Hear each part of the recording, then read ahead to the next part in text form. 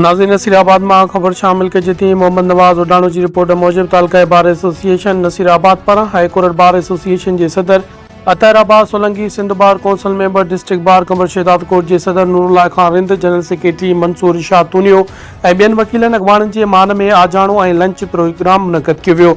तकरीब दौरान महिमाननि खे सिंध की सकाफ़त, सुञाणप, अजरक ऐं सिंधी टोपी पेश करे भरपूर आदरबाग कियो वियो। जॾहिं त वॾे अंग में वकील बिरादरी शिरकत की। तकरीब के खिताब कंदे अतर अब्बास सोलंकी चयो त आइन, जमहूरियत ऐं सूबाई हक़नि जो तहफ़ुज़ वकील बिरादरी की बुनियादी ज़िम्मेवारी आहे।